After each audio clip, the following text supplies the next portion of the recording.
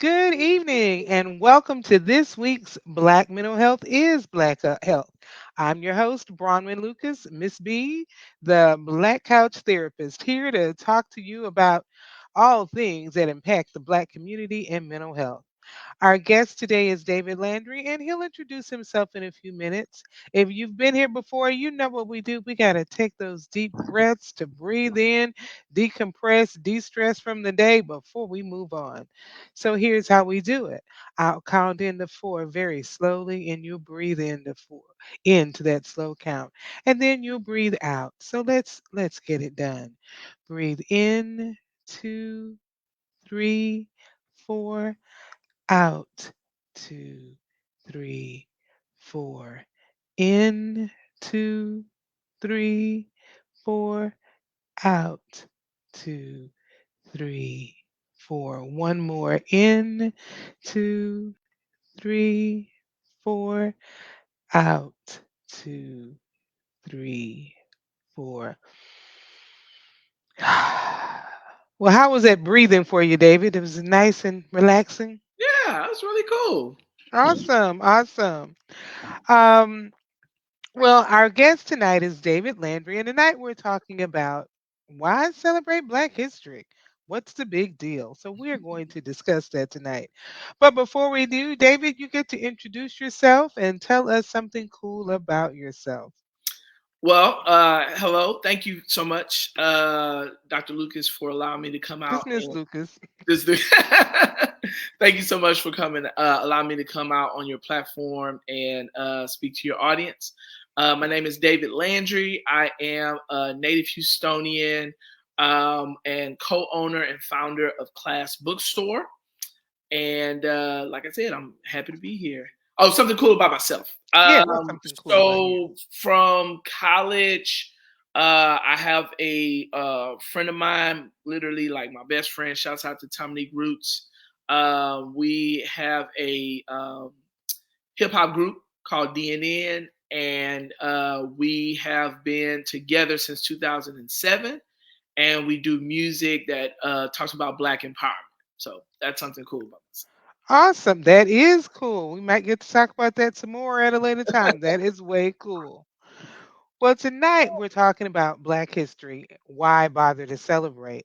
Mhm. And I've heard people say interesting things about it's not relevant, all these bizarre things. And if you Yes. think about our Texas is one of those states that wants to rewrite history because it might hurt somebody's feelings. Well, the truth is the truth. It's history. Um, so we can't let it go. So first off, what are your thoughts about even just why we should celebrate Black History Month? Well, I think the answer to that question is simple. The reason we should celebrate it is because Black history is not only American history, it's world history.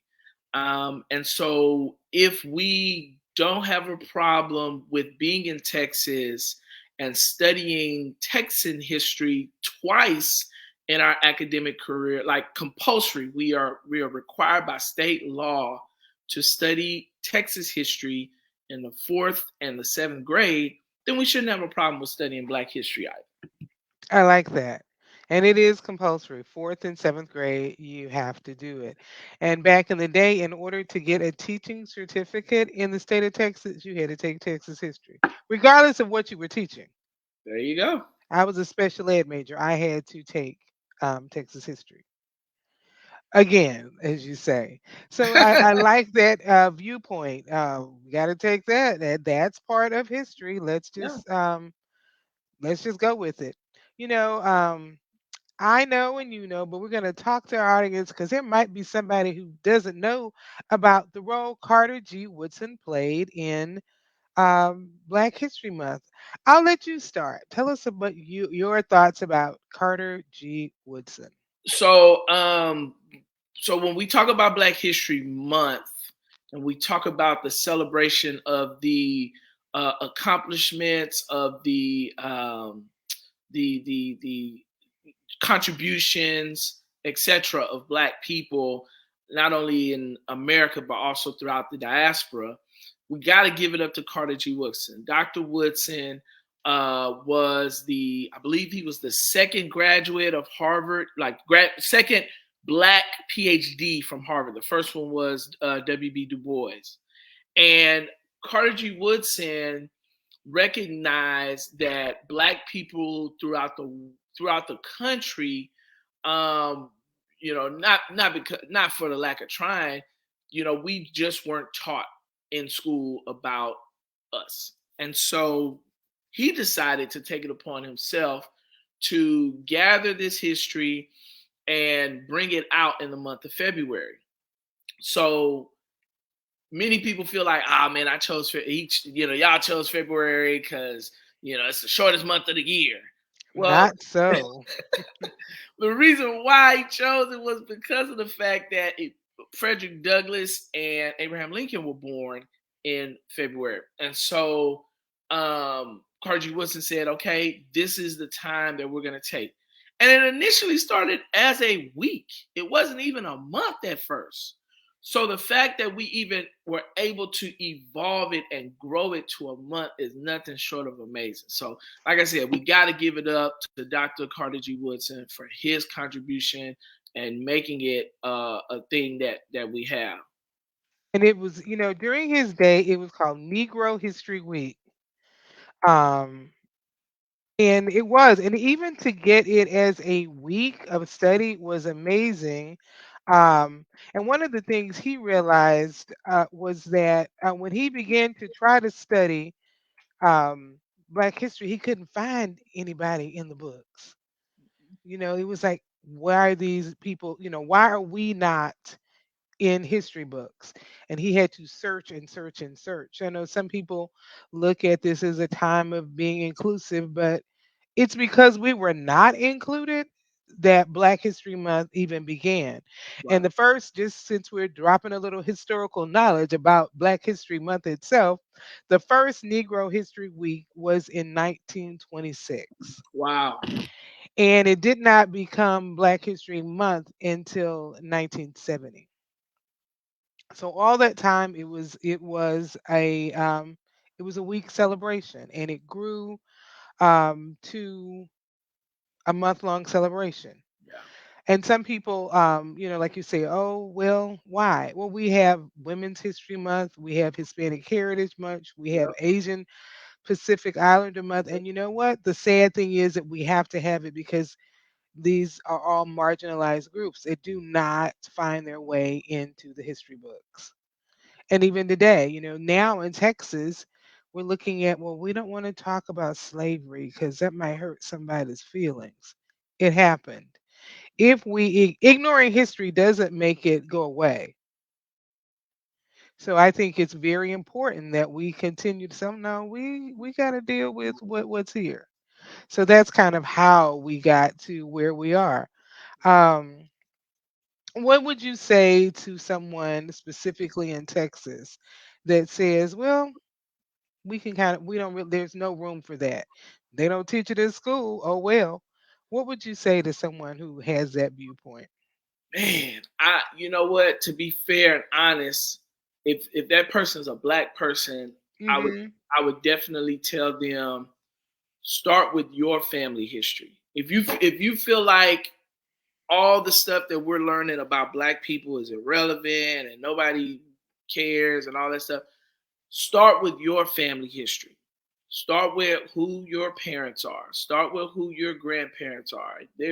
And try to go back as far as you can, because even though those individuals are not in the history books, they are still making history and have made history. And you never know what you might dig up. For example, I remember years ago talking to my maternal grandmother, um, and she let me know that her great grandfather was W.C. Handy. W.C. Wow. Handy, right? A musician, jazz musician, and I was like, wow, and learning that and going to middle school and looking up in the band room and seeing a poster of W.C. Handy Mm. had a whole other level of like pride. and Yes. just like, wow, like my family comes from greatness, and that was, it literally was just on a random day that she was telling us about this. And I knew we had handies in our family on her side, but I didn't know that like just a couple generations ahead of her Right. was the late great WC Handy. And that's the thing. And whether it's someone famous or even infamous in your family, it's worth knowing your family history. Indeed. It helps you know who you are. And as African Americans, when we look at our history, we had a whole lot of other in our family, Mhm. just by nature of slavery and what happened to our people during slavery, how the women were raped. So you're going to find some of everything in your history. It's part of who we are. True. No need to deny it. But it is so amazing to know your family history. In my family history on my father's side, one of the people who was instrumental in Black people getting the opportunity to vote in the primary was my father's uncle. Hmm. So not even that long ago, which is why for me voting is so important. Man. It's just you have to do that. But when you get to know your own family history, you get to know you. So I agree with you. Go talk to your mama. Go talk to your auntie, your uncle, your daddy. Find out both sides of the family if you can. Um, and just sit down. My grandmother could actually tell you the history of her family all the way back to slavery. And then when you're little, you know what you do. Oh, she's talking about slavery. Here we go.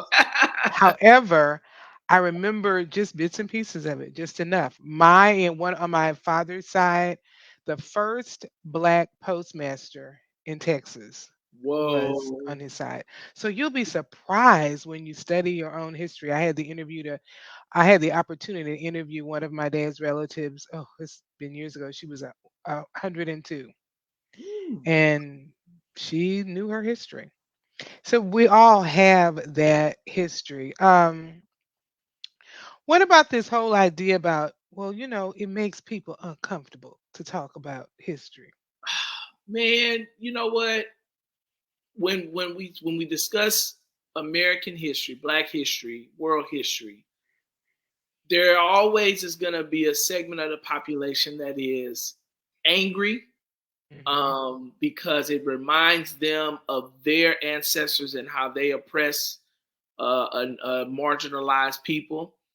And then there's going to be a segment of the population that deals with shame. And that Hmm. shame comes from the fact that their ancestors were the ones that were marginalized and oppressed. But at the end of the day, we have to push past the shame. We have to push past the anger and just lay it out. Because once you lay it out and then you can make forward steps towards progress. You can't make forward steps towards progress if the history is being hidden, if it's being amended, if it's being changed, if it's being, what you call it, if it's being whitewashed, if it's being, if the bite and the sting is removed from it. Hmm. um, it doesn't do anyone a service. So I believe you should push past that feeling of anger, that feeling of shame, learn what you can from it so that we can become a better society by knowing all of the history. Excuse me, I totally agree. As I think about that, we can always say what they are and what they are not doing in the school system. I have my thoughts, but what would you say to parents about parents teaching their children their history? I would say if a parent knows, then they should definitely take the time to teach the history and teach it at their level. Teach the children at their level. Obviously a pre-K kindergarten student can only understand or conceptualize so much versus a student who's in the upper grades versus one who is in middle or high school, and you give it to them at their level, at Hmm. a level of their understanding. If you don't know, you go get the knowledge first, and then bring it back to your family and teach them. Because the first school, the first classroom is our parents, is our mothers, our Yes. fathers. Those are the first teachers. Hmm. And if the parents aren't giving it to them, we can't expect the school system to provide all the teaching and all the information. We just can't. There's a such thing as a concept of Saturday schools, that happen Hmm. where for certain cultures, information was not, they understood that information was not properly being disseminated, and so they took it upon themselves, like, yo, we will teach our kids on Saturdays. And so we'll teach them history, we'll teach them culture, we'll teach the language, and we'll make sure that when we send them back into society, that they'll have a anchor, they'll have a concrete anchor that within them, that lets them know, hey, this is my culture, this is my who my people are, so that I don't get lost in the sauce. And I think that that's something that maybe parents need to do. Take some time on the weekends to go to a library or go to a bookstore, like a class bookstore, and find those books, and ask somebody if you don't know. It doesn't make you look bad if you don't know. Just be open and say, hey, look, I'm trying to teach my kids about Black history, about Texas history, about world history. Can you help me find something? And I'm sure that wherever you go, somebody's going to be there to help you answer those questions and be Hmm. able to help you disseminate that information to your kids. I agree. And I totally agree that it begins in the home. As parents, we have to take it upon ourselves to teach. And I agree. If you don't know, learn. And I would add, if you don't know, even you don't have to go learn first. Learn with them. Right. Because if you don't know and you're reading a book that may be at a third grade level to your third grader, you can learn if you don't know. So choose books that are definitely at that level. And if you don't know, learn. And it's no shame in not knowing. It's a shame if you don't know and don't want to know. So yeah, get out, read with your children. Reading. We're going to talk about the bookstore in a minute. Read with your children. It Oh, is so important. There's so much to be gained.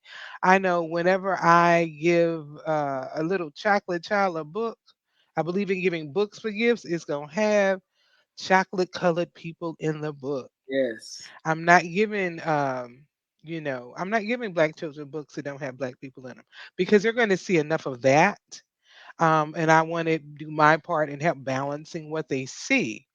Mhm. So when it comes to our history, give books. You're right, and when there's some views about who we study. So do we need to go back? And tonight I'm really focusing on just African American. Yeah, We do have to study Africa throughout the diaspora. true And indeed. we have to understand that our history did not start with slavery. We Right. need to know that we came over here 200 years before there was slavery, that we traveled much more than Europeans did. And that's how we ended up in different parts of the world, not just because of slavery, but we traveled throughout the diaspora. And Yes. so we need to find out about, we were over here when? 1400s, yeah, we were over here in the 1400s, and study that and know that and understand the importance of how deep our history really is. And to that end, we do need to start teaching our children ourselves. Yeah. We can't leave it to someone who is not their history, it's not important to them, and it's in their best interest for us not to know. So why would we allow them to be the keepers of something so important? Doesn't make good sense. Not at So all. we do have to take over, teach our children, form co-ops. Some of those Saturday schools, there are different places that have them, and maybe we need to take time to, do that and start all over again. And let's create these spaces. And it can be for children. And guess what? If parents want to sit in the And background, they can too. Because if they don't know, it's a time for everybody to learn. I'll give you an example. A few years ago, a friend of mine, Curtis Curley, he's a native Houstonian. He lives in Acres Homes, grew up in Acres Homes, and he saw an issue, a problem very similar to what you described. He understood that children weren't learning in the classrooms about their history, including his three children. And so he asked me to come. He was like, "Man, you'll come, to my house and teach my kids about Black history." Matter of fact, it was for Martin Luther King Day. And so we talked about Martin Luther King, we talked about the I Have a Dream speech, but we also talked about other campaigns that he worked on, not just the Montgomery bus boycott. We also talked about the Poor People's Campaign, and we talked Mm-hmm. about some of the other movements that Martin Luther King was a part of. And so we eventually, after it went so well that him and his wife asked me to come once a month to work with his kids. And then eventually it expanded to his nieces and expanded to his younger cousins. And we had about a group of 10, 12 kids, and we had their parents sitting on the couches. The kids sit on the floor and the parents sitting on the couches, and we talking about Black history and doing coloring sheets and learning all kinds of stuff. So it can be done. And we called it the compensatory hour because we were compensating for the lack of the information that they weren't receiving in school. We were compensating for that. And it was 1 hour every month. And then it eventually started becoming more and more prevalent.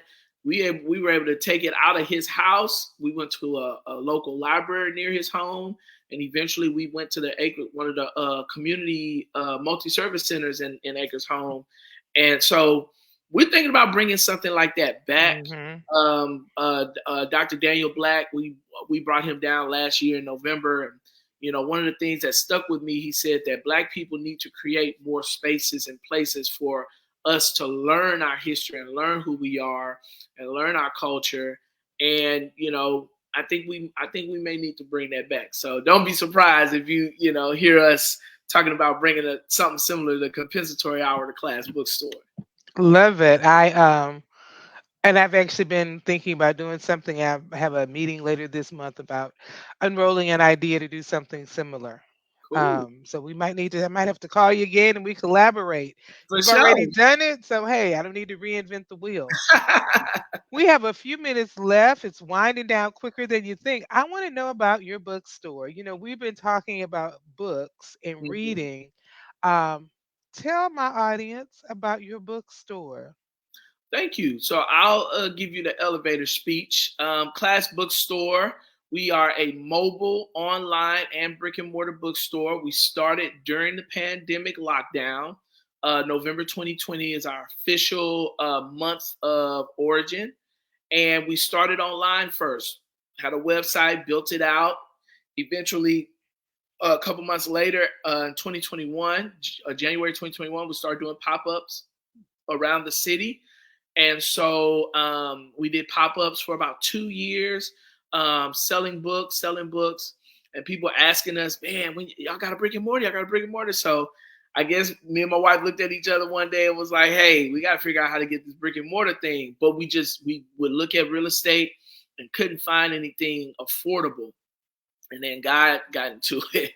And Mm. we had a friend of ours who was the former youth pastor at our church, who at the time was the chaplain for the Wesley Foundation, which is the Methodist ministry on TSU's campus. And Mm-mm. so, to make a long story short, they had some cottages on their property that used to be residential that were converted into commercial spaces.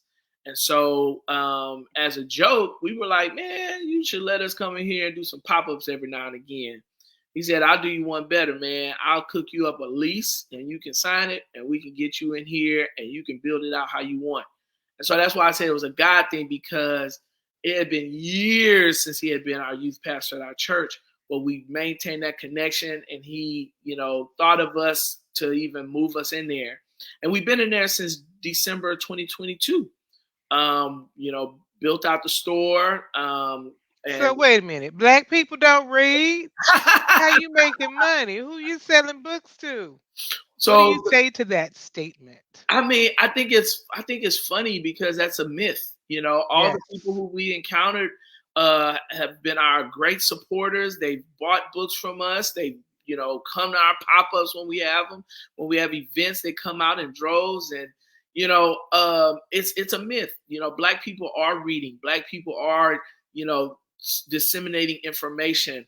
And what I find is that the people who come to our shop, they're like, man, y'all got some stuff I ain't never seen. Stuff that I wouldn't even, stuff that I didn't know that I needed. I can find at Class Bookstore, and that's really what we like to hear. We are not fans of the big A, Amazon, Mhm. and we know you can get on Amazon and find the book and it'll be on your desk the next day. But what we offer is community. Jeff Bezos is not coming to your neighborhood. He's not coming, to pop No. up in your neighborhood and really recommend books. And the algorithm for Amazon is not going to tell you, hey, we're having an event, we want you to come. It's not going to do that.